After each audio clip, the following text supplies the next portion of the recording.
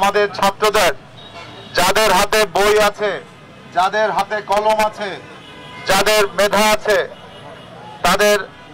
তারা যখন রাস্তায় একটি দাবির সাথে মাননীয় প্রধানমন্ত্রী জননেত্রী শেখ হাসিনা এবং সরকার একমত, সে দাবিটা যখন মেনে নেওয়া হয়েছে, তারপরে দেখা গিয়েছে কিছু দুষ্কৃতিকারী জামাত শিবির ভর করে তারা তাদের অন্য চরিতার্থ পালনের জন্য তারা রাস্তায় নেমেছে। তাই আমাদের যে আজকে যে একসাথে নামা, একসাথে রাস্তায় থাকা, এটি ছাত্রদের বিপক্ষে না, এটি হচ্ছিল জামাত শিবিরের বিপক্ষে। ছাত্র আমাদের ভাই, আমাদের বোন, আমাদের সন্তান, দেশের সন্তান। আজকে এখানে আমরা যেটা বারবার বলতে চাচ্ছি, আমরা কিন্তু ছাত্রদের বিপক্ষে আমরা নামি নাই। ছাত্ররা আসবে, তাদেরকে আমরা বুকে টেনে নিব। ছাত্ররা আসবে, তাদের পাশে আমরা দাঁড়াবো। ছাত্ররা আসবে, তাদেরকে আমরা বুকে টেনে নিব। কিন্তু এই ছাত্রদেরকে ঢাল হিসেবে যারা ব্যবহার করছে, অবশ্যই তাদের বিরুদ্ধে আমরা রুখে দাঁড়াবো, সে জামাত শিবির। তাই আমি বলতে চাই, আওয়ামী লীগ একটি শক্তি, আওয়ামী লীগ একটি দল, যেই দল দিয়েছে দেশকে স্বাধীনতা জাতির জনক বঙ্গবন্ধুর নেতৃত্বে।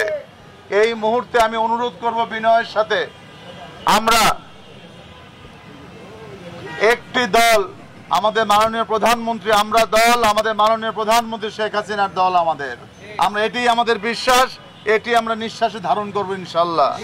কাজে আমরা ভেদাভেদ ভুলে গিয়ে আমি আপনাদের সকলকে অনুরোধ করব, আমরা যে যেখানেই আছি না কেন, সেখান থেকে মাননীয় প্রধানমন্ত্রীর হাতকে শক্তিশালী করতে গেলে বিভক্ত থাকা যাবে না।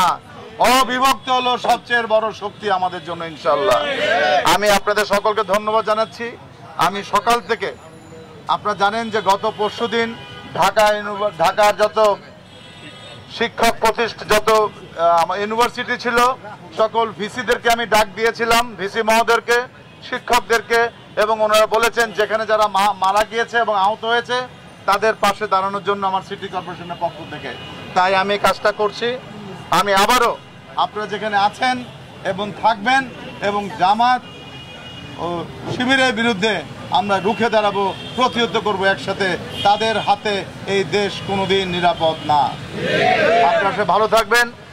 আমি আবারও ধন্যবাদ জানাতে চাই আমাদের হাবিব হাসান, মাননীয় সংসদ সদস্য, সাবেক ঢাকা মহানগর আওয়ামী লীগের যুগ্ম সাধারণ সম্পাদক, অত্যন্ত একজন কারিশমেটিক লিডার।